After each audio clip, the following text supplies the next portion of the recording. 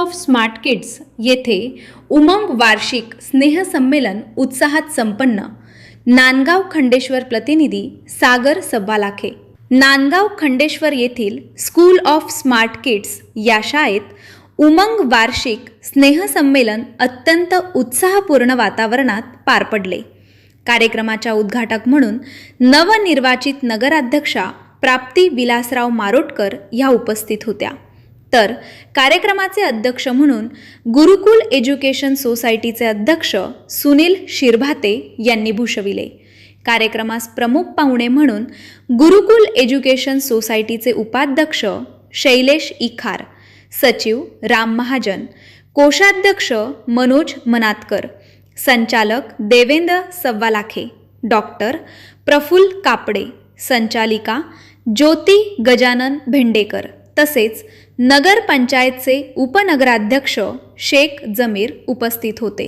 याशिवाय ज्योत्स्ना अमोल धवसे, कांता लोमटे, प्रीती इखार, प्रकाश मारोटकर, शेख रियाज शेख मुमताज, आयेशा जमील, रजियाबी व सर्व नगरसेवक उपस्थित होते.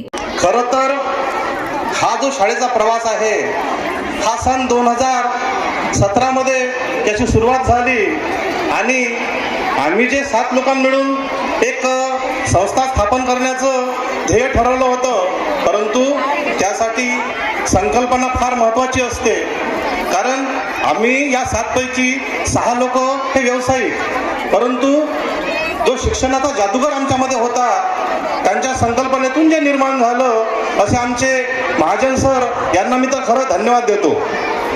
कारण जर महाजन सर नसते तर ही शिक्षण संस्था निर्माण झाली नसती. कारण या क्षेत्रातली माहिती असणं हे फार गरजेचं असते. कुठलीही मोठी फ्रँचायझी नाही, कुठलंही मोठं वलय नाही असं असताना सुद्धा आज जी संस्था 169च्या विद्यार्थी स्ट्रेंथवर सुरुवात झाली, आज बघता बघता 1000+ विद्यार्थी तयार झाले. हे फार मोठं स्वप्न उराशी बाळगलेले आमचे महाजन सर यांच्याविषयी बोलावंसं वाटते. मंजिलें उन्हीं को मिलती है जिनके सपनों में जान होती है. मंजिलें उन्हीं को मिलती है जिनके सपनों में जान होती है. पंखों से कुछ नहीं होता, हौसलों से उड़ान होती है. असे आमचे महाजन सर आहेत. त्यांच्यासाठी एकदा जोरदार टाळ्या होऊ द्या. कारण आपल्या मुलांचं भवितव्य घडवायचं हे जे स्वप्न उराशी बाळगलं हे त्यांनी बाळगलं. कारण ते मूळ आपल्या तालुक्यातले नाहीत, लातूरवरून एक व्यक्ती येतो आणि आपल्या गावामध्ये एवढं मोठं शिक्षणाचं एक वलय तयार करतो. त्यामुळे खरंच